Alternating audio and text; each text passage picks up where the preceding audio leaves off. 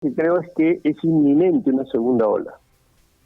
Es inminente, es cuestión de tiempo nada más. Es inminente, desafortunadamente, una segunda ola. Y es inminente porque con mucho en el país se debe haber contagiado menos de un tercio de la población. Esto significa que más de 20 millones no se ha contagiado. La Defensoría en realidad planteó una serie de iniciativas en relación a la pandemia y una de ellas era el de la distribución de mascarillas de manera masiva y gratuita, ¿no es cierto? Y lamentablemente lo que estamos discutiendo es que los plazos de prisión preventiva que le dan a dar a la Policía Aérea por la adquisición irregular de mascarillas. ¿Qué esperan ustedes? ¿Han tenido diálogo con el gobierno sobre esto, defensor?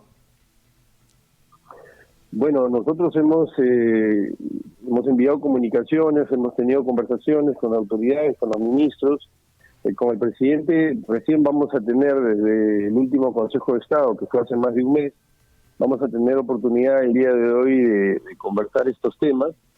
Y este es uno de los reclamos, o uno de los contenidos que aloja nuestro comunicado del día de ayer. Ahora, además de lo ya señalado, nos preocupa el tema de la vacunación. Hay que entender que, siendo esto una prioridad nacional, si esto es así, pues también tiene que comprenderse que la vacuna no es solamente la adquisición de la vacuna. Es un proceso largo, complejo y que va a demandar no solo del Estado, sino de todo el sector privado y la sociedad, esfuerzos enormes. Y el problema es que el adelanto de fechas, las declaraciones exageradamente optimistas, pueden generar una falsa expectativa, pueden incluso hacer que se baje la guardia y que nos enfrentemos no solamente a un problema de distribución de la vacuna, sino también a un problema de segunda ola. Entonces, el comunicado de la Defensoría del día de ayer tiene como propósito que el Estado comunique a la sociedad en qué etapa nos encontramos de ese largo y complejo proceso de vacunación masiva. ¿Tenemos o no tenemos un portafolio de vacunas? ¿Qué acuerdos, cuántos acuerdos hay? ¿Cuáles son los siguientes pasos? Ya se ha articulado el sector estatal y el sector privado para poder echar mano de espacios de almacenaje en menos 70 grados, porque parece ser que esa va a ser una de las vacunas que va a venir. Ya tenemos aviones, helicópteros, transporte para poder distribuir a nivel nacional. Ya tenemos equipos, ya tenemos equipamiento, recursos humanos, locales donde se va a vacunar, porque este proceso, Nicolás, Karina, va a durar meses de meses. Y me estoy refiriendo a la organización, no a la vacunación. Hay países que se vienen organizando desde hace varios meses atrás. Si nosotros ya nos estamos organizando, si tenemos un plan, bueno, ese plan tiene que hacerse público para poder involucrarnos, para poder contribuir, no solo de todos los entes estatales, de todos los niveles de gobierno, sino además del sector privado. El sector privado tiene capacidades materiales y humanas que está dispuesto a poner a disposición, y en cualquier caso el Estado tiene las competencias también para convocarlos y articularlos. Incluso usted estaba llamando la atención sobre el tema de cómo van las negociaciones, hasta donde hemos escuchado al canciller, hay cierto secretismo detrás de esto, porque se le pregunta varias veces si ya se desembolsó el dinero, porque hay países que ya han puesto la plata contante y sonante sobre la mesa para asegurar pues estas vacunas, y parece que el Perú todavía no ha desembolsado nada. Sí, Karina, por eso es que es importante que sepamos con cuántos laboratorios se está negociando, en qué etapa está cada uno de ellos. Por eso tiene que haber mucha transparencia respecto a estos acuerdos. Yo sé que los acuerdos, tienen cláusulas de confidencialidad, pero nadie está diciendo que revelen aquello que no se puede transmitir o no se puede comunicar. pero sí en qué etapa estamos. Y además, repito, esto no es solo un acto que empieza y termina con el cierre del contrato o de los contratos con con los laboratorios.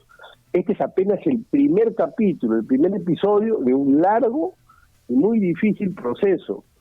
En este momento no conocemos cuál es el nivel de planificación de eso. Claro. Ahora, el tema es cómo vas a, digamos, porque la interrogante es esta, ¿no es cierto? ¿Va a pasar con las vacunas lo mismo que ha pasado con el oxígeno, lo mismo que ha pasado, ¿no es cierto?, o que está pasando hoy con las mascarillas, que es un problema más o menos que cada uno tiene que resolver por su lado, lo cual plantea problemas bien serios, valga la pena decirlo, con respecto a la calidad de la mascarilla que la gente está usando. Pero ya, hablando específicamente ahora de las vacunas, que es donde ustedes están poniendo el centro de la atención en este momento, ¿no es cierto?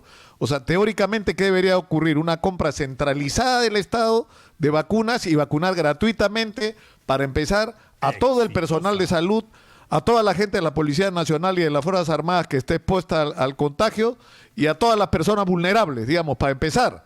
Pero eso supone, como dice usted, defensor, tener en este momento empezar a trabajar la lista y los procedimientos. Por ejemplo, es decir, vacunarse no es una cosa tan complicada, ¿no es cierto? O sea, podrían usarse voluntarios de estudiantes de último año de medicina, de enfermería, de carreras asociadas a la salud, digo yo, ¿no? Si vas a hacer las cosas organizadamente. Bueno, en realidad, vacunar a una persona, desde luego que no es complicada. El problema es que tenemos que vacunar a más de 32 millones de personas, y en un primer momento a cerca de 7 millones. En el país, para vacunar a 1.300.000, 1.400.000 niños, se demora, el Estado se demora un año. Mire, esto es tan complicado, Nicolás, que en otros países ya llevan 3, 4 meses planificando toda la logística y todos los recursos, estableciendo los pasos, los procedimientos, los lineamientos, los indicadores, cómo es que va a hacer este proceso de vacunación. Entonces esto es muy complejo por todo lo que acabo de decir, porque se van a necesitar espacios de almacenaje inmenso con condiciones de una tecnología muy elevada, el transporte. Hay algunas vacunas que usted va a tener que ir a recogerlas, que no se la van a poner aquí en el Callao, va a tener que ir a recogerlas. Eso significa también toda una logística, y también tiene que transportarlas. Pero no tendría que ser así, defensor. O sea, por eso, o sea, usted ha hablado, tenemos un problema de de transporte, ¿no es cierto? Tenemos un problema de almacenamiento, porque se requiere cámaras de frío especiales. Pero de ahí está la pregunta de cómo que vamos a hacer que los viejitos vayan a hacer cola para ponerse la vacuna. O sea, lo lógico sería que sea el proceso al revés, que se vaya a buscar a las personas que necesitan ser vacunadas. Y si tienes incluso voluntarios, que yo digo, estudiantes de último año de carreras relacionadas con la salud, que sean instruidos sobre cómo vacunar, pueden vacunar pues 30 personas al día cada uno. Y puedes usar miles de estos estudiantes y acortar los plazos. Sí, pero ¿no? Sí, pero si haces la matemática 30 al día, te vas a dar cuenta que te vas a demorar más de un año, ¿no? Entonces, el punto es que convengo con que hay personas a las que hay que ir a vacunar. Estamos completamente de acuerdo, y va a tener que existir todo un contingente que se movilice. Pero otro grupo se va a vacunar, por ejemplo, en los colegios se puede vacunar, ¿no? ¿Cómo se vota? Se vota un día. La votación es un día y se puede hacer por horarios. Se puede hacer en los colegios, días. en los parques, entonces, en realidad, pero todo así esto, como van, van 90, no sé cuánto era. Sí, pero lo que quería decir era que todo lo que Karina, usted, Nicolás, lo que me dice y lo que estoy planteando, demanda precisamente eso, pues un plan. Mire, la salud pública es un monopolio del Estado. Los estados modernos cuentan con enormes recursos. No hay estado moderno que no cuente con enormes recursos materiales. El problema es que nuestros recursos de gestión, nuestros recursos de gerencia pública son malos. Malísimo. Y esto está demostrado, ¿no? Entonces, si el Estado monopoliza, se arroga el monopolio de la salud pública, la sociedad, cuando menos espera, que eso lo haga bien. Esto no solo es deseable, sino exigible que lo haga con eficiencia. Es decir, en el menor tiempo posible, con el menor costo posible, con el mayor alcance posible, ¿no es cierto? Pero para eso se necesita planificación, organización, claro, articular a los entes del Estado. Pero también, mire, a la sociedad civil y el sector privado también tiene enormes recursos, tantos o más que el Estado. Y el Estado está en la obligación de articular esos recursos, esas capacidades materiales que tiene. El Estado no tiene esos espacios, esos almacenajes de frío, no los tiene, pero sí los tiene el sector privado y está dispuesto a darlo. Y hay que articularlo. Entonces ese es uno de los puntos que usted va a proponer y va a exigir explicaciones o no sé si exigir, solicitar. El día de hoy en el Consejo de Estado, sí. Pero yo quiero saber también, ¿es posible que se pida un plan frente al rebrote? Estamos viendo el futuro, estamos viendo qué es lo que está pasando en otros países y la misma ministra de Salud el día de hoy ha hablado de que nos cuidemos porque puede haber un rebrote, otra ola. Y hemos hablado momentos antes con el jefe de la policía diciéndonos de que en 300% se ha incrementado el tema de las papeletas el día domingo. Mire, yo lo que creo es que es inminente una segunda ola. Es inminente, es cuestión de tiempo nada más. Es inminente, desafortunadamente, una segunda ola. Y es inminente porque con mucho en el país se debe haber contagiado menos de 1/3 de la población. Esto significa que más de 20 millones no se han contagiado. Yo he estado a nivel, digamos, de todo Lima estos días y he visto el relajamiento que ha habido. Hay un relajamiento, pero además entramos a la cuarta etapa. Y si a eso usted le suma un discurso excesivamente optimista, imprudentemente optimista, sí, de parte de las autoridades, ¿no es cierto?, que están hablando ya que en 2 o 3 meses puede estar a la vacuna, que a la vuelta de la esquina está la normalidad. Esto es inaceptable y entonces lo que vamos a tener por todo esto que acabo de decir... Y en ese contexto, defensor, ¿es prematuro hablar de la posibilidad de inicio de las clases escolares en marzo? En este contexto, lo que tenemos que tener urgentemente es los planes de contingencia, de contención y de prevención de esta segunda ola. ¿Cuáles son esos planes? Y aquí ya no hablo de un plan, hablo de planes. ¿Por qué de planes? Porque el plan que debe tener la región Piura es distinto al plan que tiene que tener la región de Cusco, ¿no es cierto? En su programa, el programa de ustedes, yo estuve en abril, y en abril di cuenta de los planes de contención del virus, y dije que no había capacidades. Miren, estoy hablando de abril, ahora estamos hablando de la segunda ola y todavía no tenemos planes. Y estamos en lo mismo. ¿Cómo es que vamos a evitar que esta segunda ola nos golpee igual o más duro todavía que la primera? Entonces, necesitamos aprender de nuestros errores. Aún estamos a tiempo de tener estos planes. Esto es lo que voy a decir el día de hoy en el Consejo de Estado. Pero en el tema, lo que yo no entiendo, yo no entiendo es cómo funciona la comunicación entre las instituciones en el Estado peruano. O sea, la Defensoría, que es una institución respetable, que además tiene acceso a muchísima información sobre lo que está ocurriendo, dice hay que distribuir gratuita y masivamente mascarillas que garanticen tener la calidad que deben tener. Y esto que rebota contra la pared y regresa, defensor, y no pasa nada. ¿Qué le han respondido a esa propuesta?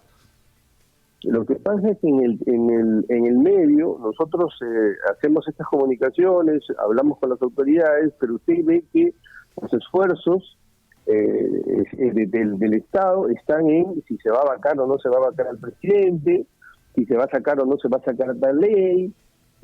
Hay una disputa, ¿no? Un litigio, un contencioso político permanente que hace que seamos ineficientes. Si de hecho ya estructuralmente somos ineficientes, imagínense usted que los pocos esfuerzos o capacidades que tenemos las distraemos en estas agendas. Todo se concentra en si el señor Cisneros ha hecho tal o cual cosa, ¿no? O si es que se va a vacar o no al presidente, o si se va a aprobar o no la norma sobre la ONP. Y estos esfuerzos, estas tres tareas, las tres tareas que tenemos en las que concentrarnos son: uno, evitar una segunda ola, y para eso necesitamos planes que sean públicos y que todos podamos conocer para ayudar.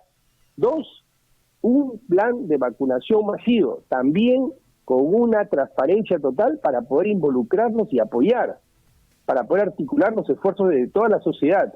Y tres, cómo vamos a salir de la crisis económica, porque todo el dinero que teníamos, o gran parte, se ha insumido en el combate contra la pandemia, y los próximos 5 años el país tiene que crecer. ¿Qué proyectos económicos son los que vamos a echar a andar para que haya salud, para que haya educación, para que haya infraestructura? Porque los derechos no son gratis, los derechos cuestan. Defensor, y también en esa línea bajar el triunfalismo que viene desde el Estado, como usted bien lo ha dicho, porque en realidad confunde a la población. Hoy día la ministra de Salud decía que si hay relajamiento, hay posibilidad de una segunda ola. Sin embargo, el ministro de Educación nos dice que ya estamos casi preparados para el regreso a las clases presenciales. Yo lo escuché y se me pararon los pelos, porque me imagino que muchos papás no querrán exponer a los niños, ¿no? Y así, cada uno tiene un discurso distinto.